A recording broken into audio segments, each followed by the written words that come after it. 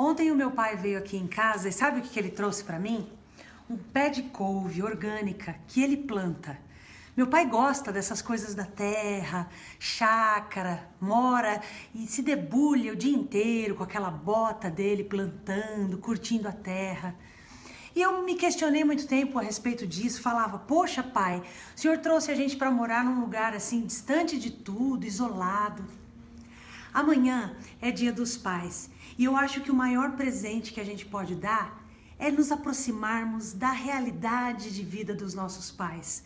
Aquilo que eles gostam de fazer, seja assistir um futebol ou cuidar da terra.